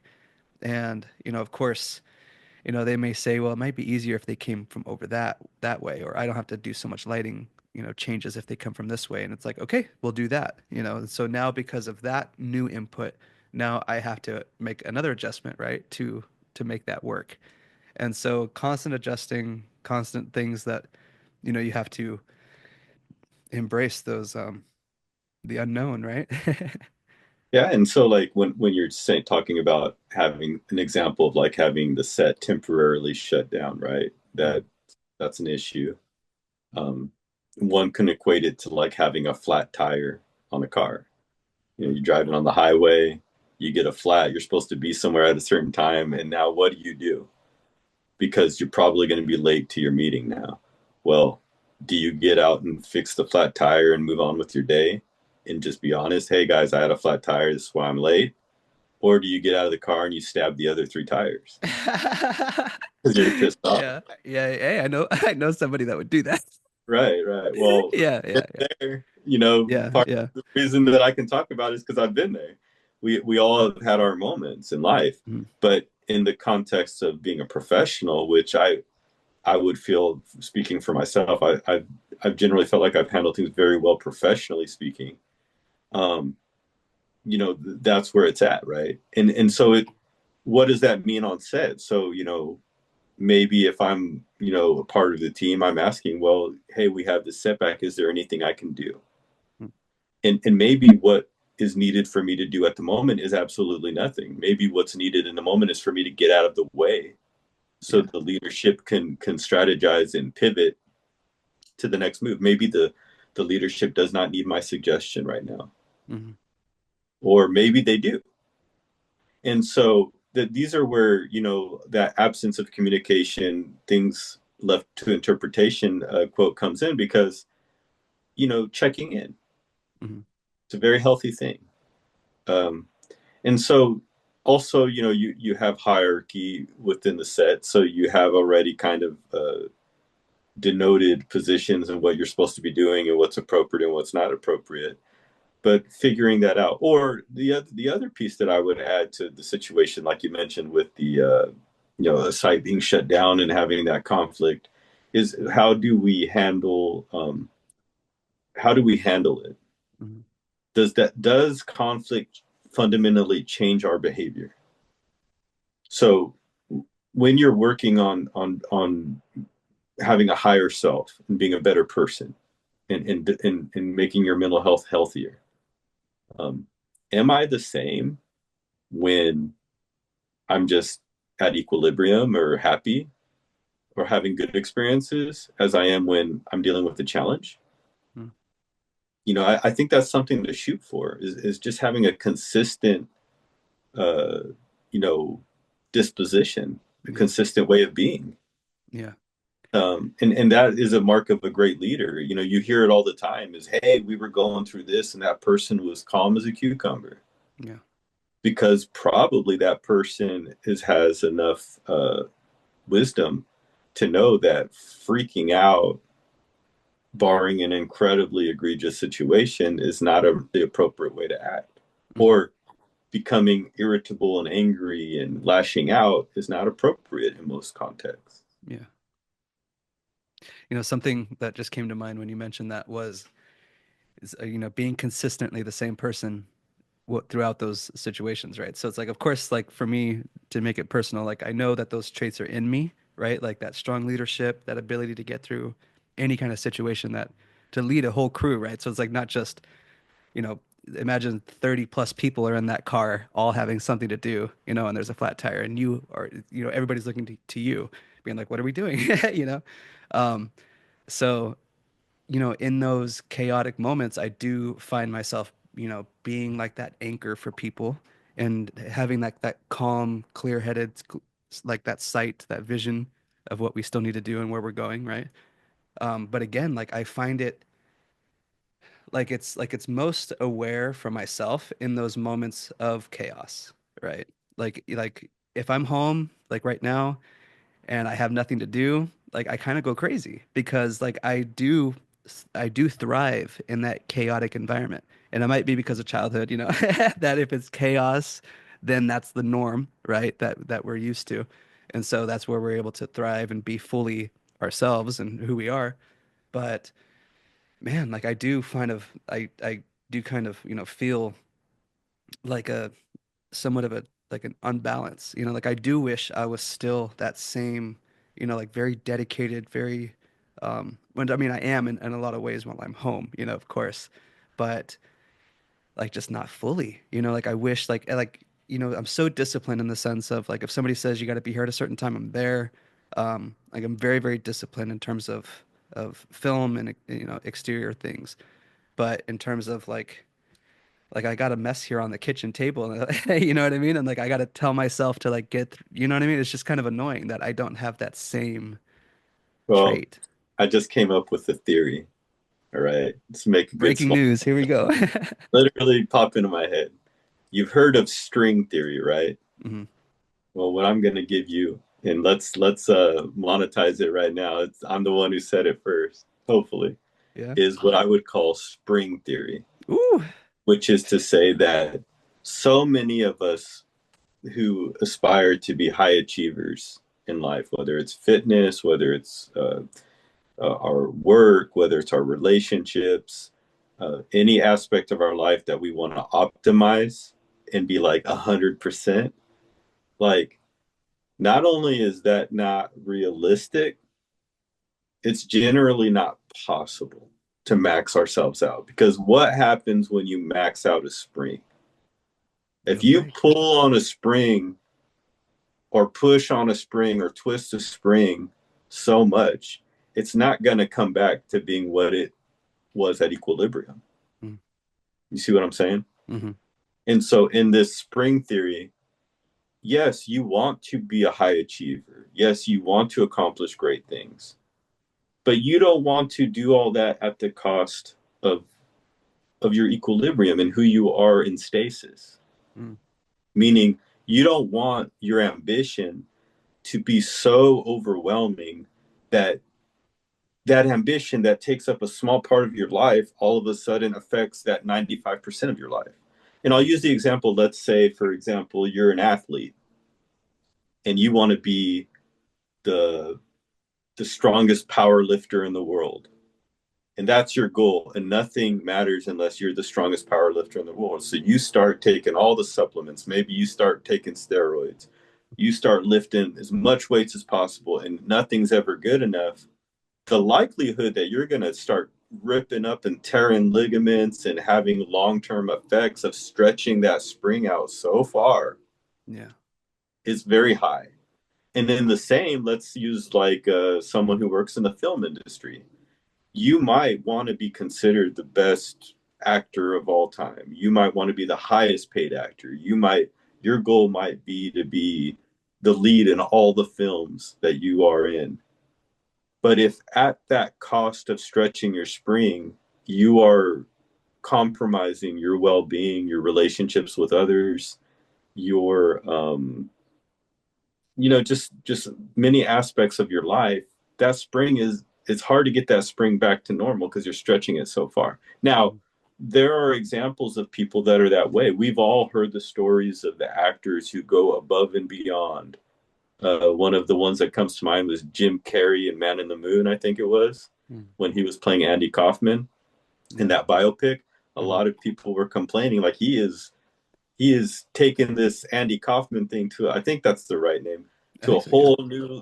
a whole new level, and he's being disruptive on set and he's doing this. And there was a lot of criticism of him at the time, and people saying like, hey, this is going to affect his career Mm-hmm. and our perceptions of him. And in some ways it might have, I can't reference any interviews he had, but it might have affected aspects of his mental health. I know he went through divorce and different things.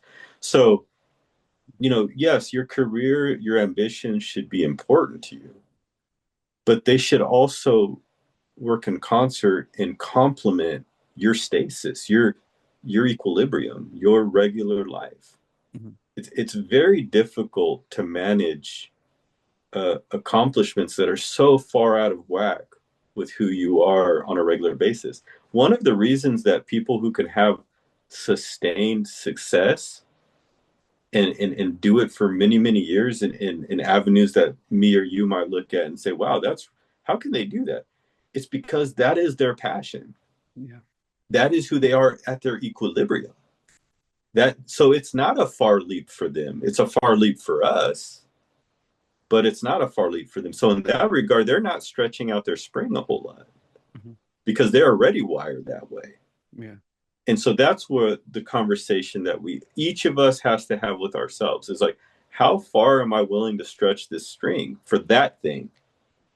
And how does that thing, that goal, that ambition, whatever it might be in my life, how does it complement the other things I love? or the other things I'm committed to. So it might be your marriage, it might be your children, it might be uh, if you're an actor, it might be the job, your day job.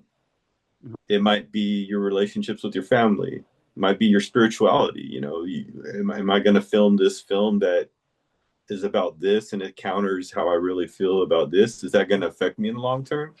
Or am Mhm. I, do I see it professionally where it would never affect me? And so, that's spring theory in a nutshell. I gotta love it. Yeah, spring theory. It's pretty badass. It's a great term. And I mean, I get it too. It's like, I mean, I am at the base level too. Like I do love to work and I go crazy if I'm not working on anything. And so, part of me, like, even though I've accomplished like 11 of these verticals, there's obviously people that have done more than me. And I'm like, damn it. Like, like actors are already almost to their 20th. DPs are working over their 20th, and so part of me is like, I've only done 11. Like more than like of course if I look back at people that they've done like their second one or third one now, but yeah, it's like there's just this part of me that's like it's just not enough. It's not, you know, it's not fulfill well, it's totally fulfilling because this is my dream, right? It's just like but it's not quenched, that thirst isn't quenched yet, and I don't think it'll ever be. I hope I'm like Clint Eastwood, fucking 90 plus years old, still doing this because it is what I love to do. Um, but yeah, so Yeah, and I think another idea too is particularly for people that have gone through tough times. The quintessential underdog story, right? I came from poverty. I came from this. I came from that. Is that and I relate to this too because I'm a child of immigrants. I grew up in poverty. I had incredible challenges, even health challenges. But there's this deficit mindset mm, that like to get to this place like means I have a deficit because I don't have it. That I'm already behind the eight ball. And even when we get there, it's like you had mentioned earlier that imposter syndrome. hmm Like I'm here, but am I really here? yeah, And I'm here, but how fast am I to losing it? yeah. Or it's like, do I deserve to be here? There were some times that seen my name on a slate, and like basically what they do right before the film goes, or yeah, right before a take goes, and I'd be like, man, like I don't know, just so full of self-doubt in that moment too, which was not good, of course. But I just, man, I feel like, of course, after doing 11 of these, some people don't even do 11 films in their whole career, so I do feel like I've gone through, like I always say it's a master class, but I really have like just condensed like a regular person's 30 plus year career into an experience of 1 year, and like any kind of possible situation that they could have gone through, rather than like of course if it's not like $1 million plus budget, but um like all of these situations are definitely training me for those moments and those days, but like it's just been, yeah, quite a learning experience for sure. Yeah, and I think like some things that I've found helpful on my mental health journey, particularly this last year, are understanding fear, having a relationship with fear as opposed to avoidance of fear. Mhm. You know, embracing fear, looking at it, evaluating it, understanding what it is, helps you also understand unfocused fears, which is anxiety. Mhm. So the more you can have a better relationship with fear as opposed to avoiding it, the more that you grow, you expand, and you're willing to take, I don't want to use the term risks, but maybe explore opportunities that you might not have explored or explore avenues that you might not have explored. And in that regard, you're working in a growth mindset. Whereas in a fixed mindset, which we've all dealt with, myself included, um, you might look at fear as dangerous, as like a caution sign, like you cannot enter this place, Mhm. and you avoid it. And you're given opportunities, or you're put in situations where fear is a component of your trying to accomplish this goal, and you will walk away from the entire project, goal, what have you, because fear is a part of it. And that's a really important thing. And so I would say, you know, the positive thinking, one thing that has helped me is affirmations. You know, there's so many YouTube videos of, you know, some of them are cheesy, but some of them are helpful when you wake up with anxiety.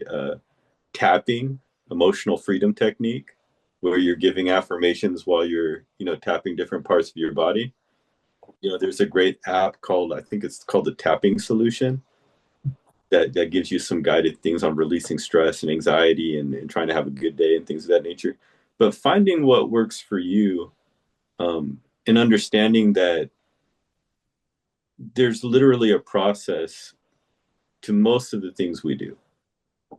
That, you know, when I was healing, I healed my sleep apnea, and when I was healing that, like I was studying so much about the body, and I had all these doctors telling me you're never going to heal it. You got to be on a CPAP. In fact, we want to do surgery. In fact, we want to put a device in your chest.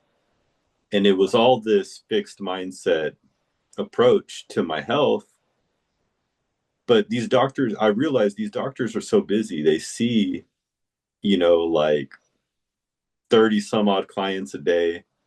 They, it's a business. So they're trying to, you know, give you stuff that they can monetize. And nobody has the time to hold your hand and walk you through the diet, the fitness, the throat exercises that I even did, all the stuff that you do to find out if you can reduce the inflammation and also the habits. You know, I implemented fasting and was going to bed hungry so that way I didn't have inflammation. And lo and behold, I healed it. Mhm. And it is an incredible thing. And so you have to be willing to explore those avenues. And to explore those avenues, you have to start letting go of fear, Mhm. which I think is one of the most underrated things that we don't talk about growing up, and how important it is to share, particularly with children, Mhm. how to understand and address fear. Yeah. It's very limiting. Yeah, it really is. Yeah. It's huge. Hugely limiting.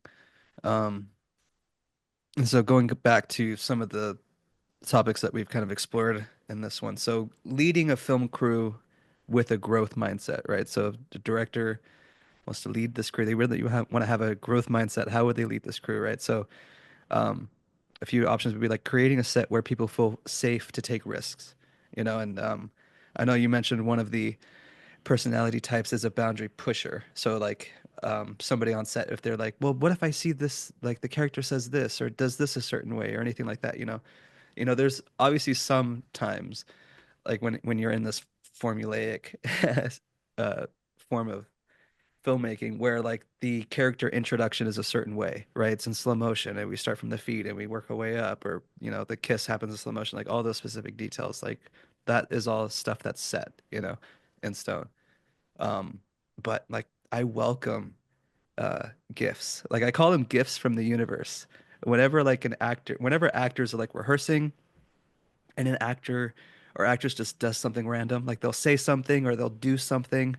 If I happen to see it, I'll be like, yes, like do that in the scene because, again, as a director, you're thinking of so many different things. You know, you're thinking about like what color the bucket has to be or with a shirt or like any of those little details that when an actor just does something like that you wouldn't even thought of, like those are gifts and I welcome those. And of course, like you have to be the person here to say if that works or doesn't work. And thankfully, a lot of the actors that I've been with, you know, or understanding in that as well, you know, like they'll be so grateful that they get this opportunity to do something that they just made up on the spot or improv or something, you know.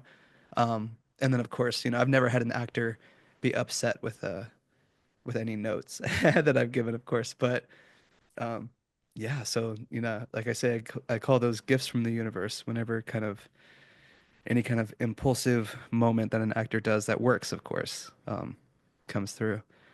And so that it goes right into encouraging actors and crew to embrace challenges and to, yeah, overcome them, right?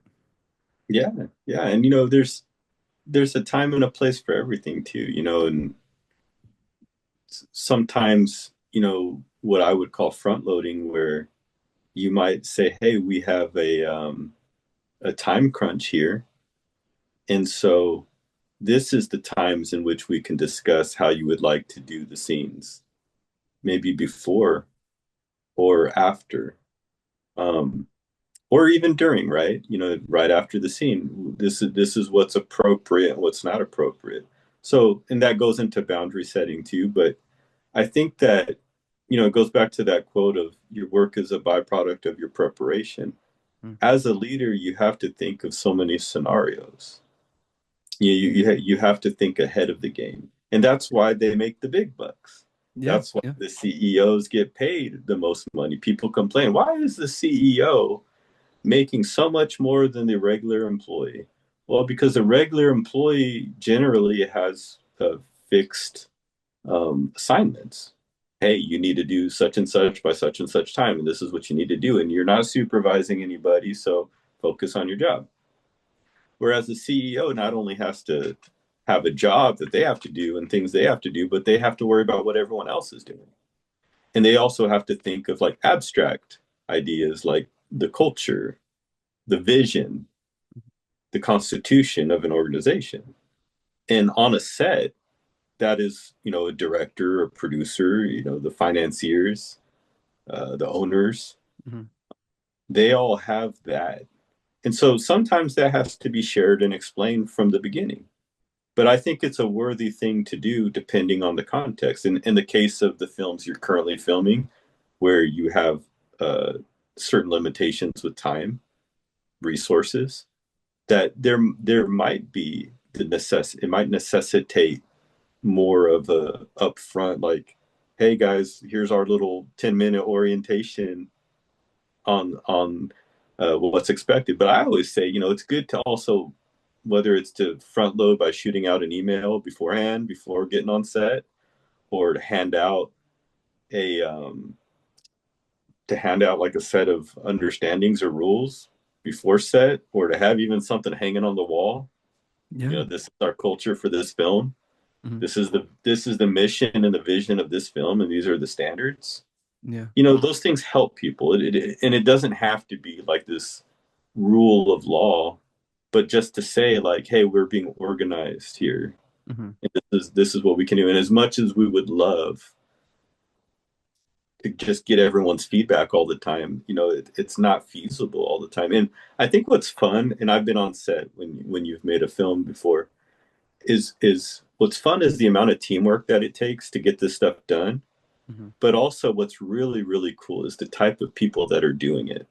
hmm And understanding your personnel is so important because these are really artistic people, talented people. Hollywood is liberal for a reason. It's very liberally minded, generally, the type of people, open minded.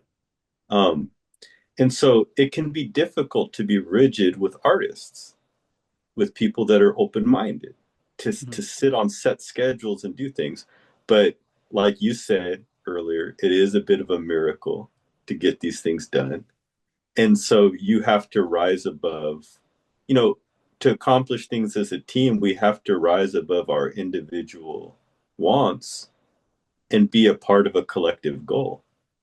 And in hmm that regard, what you're doing is not very different from sports, or a lot of different things that involve that team aspect. hmm Yeah, 100%. Yeah, very well spoken there.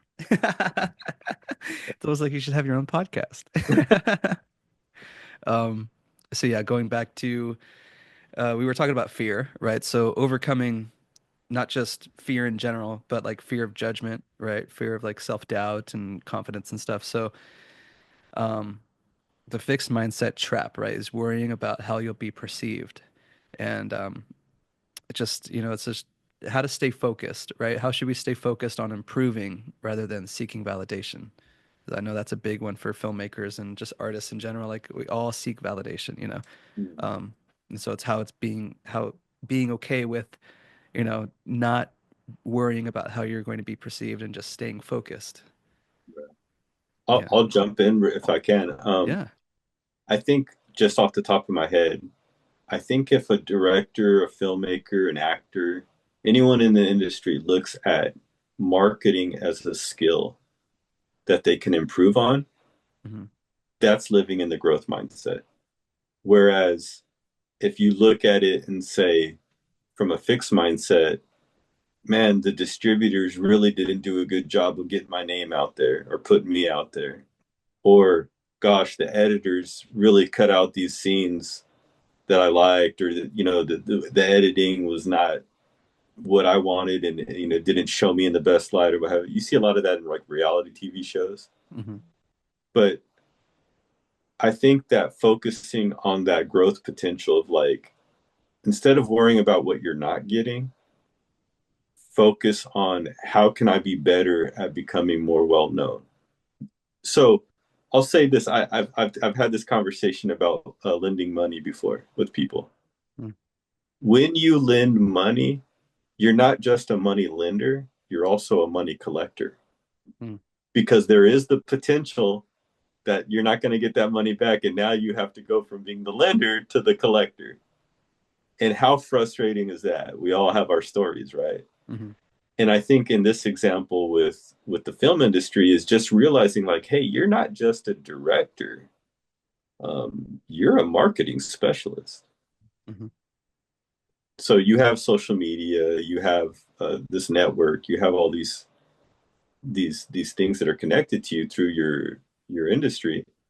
You have to, if you really want to grow and develop as a young person in your field, and this is, people who may be watching this are you know, just starting or been in there for years, and maybe they have a few thousand followers or 10,000 followers and they want to go up to 100,000 or a million on social media. You're not just an actor, and it's like, oh man, the people that blow up, it's luck. It just happened to them. Hmm. Maybe we can point to a few of those situations societally, but I would think if you want to think positively and from a growth perspective, you might want to say to yourself, I can get there. I believe I can get there. I just need to continue to work and to improve. Hmm. And that's a conversation for all of us. I'm speaking to myself. So I think that's where that growth and that fixed mindset come in terms of your growth as a professional in the film industry as well. Hmm. Okay, good. And one of the topics I've been wanting to talk about so much in an episode is ego. And so I'd love to talk about like the difference between directing with ego versus directing with curiosity. And so directing with, these open mindsets too, right? Collaborating with others and stuff. So yeah, what would you explore about that? Well, it's interesting. So often when we think of ego, we can look at it two different ways. We could look at ego as something that makes someone interesting and special, like Kanye West or Ye. I Yeah, mean, yeah. if he was not a confident person, I don't think he would have made it this far, right? I don't think so. Yeah. But he is exuberantly confident, and people can define him as exuberant, like high level egotistical, but it's lined his pockets with tons of money and fame. Mm, And he has become considered a cultural icon in a lot of ways because of his personality. mm-hmm, The other way we can look at ego is that it's detrimental to others. So the question isn't that is ego good or bad, it's how are you applying ego. So in the context of a film set, you're there to work, you're there to film, mm-hmm, you're not there to impress your peers, you're not there to impress upon your peers. So that's a great place to be humble and to be a part of a system. mm-hmm, But in promoting your film, in promoting your works on social media, you might consider having um, an alter ego, or leaning more into your ego to say, this is the best film I ever made and I was amazing in it, or to share all of the positive feedbacks that you heard from people, or to solicit positive feedback from influential people to express that out into the world. mm-hmm, Now, someone might look at your social media and say, man, so and so is really egotistical. They post is very self-absorbed. They're sharing all the stuff about them. But you are in a public forum sharing content about you. It's your job. there's nothing wrong with being egotistical in that. Lean into. I think women are really good at this in today's world. There's a lot of I've met a lot of really humble women Mm. that understand, like, sharing of their confidence or their body or what have you. Like, it's not morally wrong or uncouth. Like in the old days, people used to say, "Oh, you're showing too much skin," or this or this or that. No, you see this with like a lot of fitness models, men and women, Mhm. and but that's part of the deal. I work in this particular industry. I have built up my body, or I have built up my confidence Mhm. in a way. You see this a lot in politics nowadays too. There's probably a big difference if you sit down and had a conversation with someone who's perceived to have a lot of ego that's successful, as opposed to who they are in real life. You Mhm. can't stretch the spring too far, as we said earlier, right? Yeah. So they probably have some ego. If you look like a narcissist, you might have some narcissistic tendencies in your equilibrium state. Yeah. But what I mean is that, you know, there's a time and a place for everything. And so ego on set, is probably not ultimately, generally speaking, helping the situation. Yeah. Um, but offset, when you're trying to, promote, when you're trying to grow interest in your film, you know, how many times have we seen when two boxers are about to have a boxing match on pay-per-view, they go to the weigh-ins and they push each other, they take a swing at each other, or they wear really elaborate clothing. Mhm. But then after the fight, they hug each other, they say very respectful things to each other. It's because before the fight they were promoting it. Mhm. They were trying to get the attention, people to buy. And then after the fight, they knew what the deal was. Hey, back to my humble self. You worked really hard to come to this fight. I worked really hard. One of us won, one of us lost. We move on. Mhm. And I think that's a really important piece of being a professional, is understanding those aspects and not commingling them, and not um and making sure that we understand what we're really doing here, right? Yeah. So, when you're filming, there's a lot of magic that goes on behind the scenes that the audience doesn't see. Filming is, compared to watching the film, is arduous, right? Yeah. Imagine if a person just watched a film of you guys filming as opposed to the actual finished product. That would be an It's interesting reality show for sure. But yeah. different, right? Yeah. So what you guys are doing is literally like a job and tasks that are being done. And so the mindset, that's why, you would know this because, Quentin Tarantino, Steven Spielberg, James Cameron, they're all logistics managers. Mm. But if you're someone who's never been on a set, like, you would look at someone like James Cameron, watch an interview or Steven Spielberg, and you'd say, man, that is like a larger than life figure. Mm. But really, what they are is really, it's really simplistic, and not. I don't want to say that the work is simple, but I mean is they're managing logistics. Mhm. The same processes that you're using to film your verticals, they're doing, but with some slight differences. Exactly. And so I think that's the thing, is the aura around the person. I think having a healthy ego outside of the actual work you're doing is okay. But when you're doing the work, Yeah. like, how are you? Probably not necessary to have much ego on set.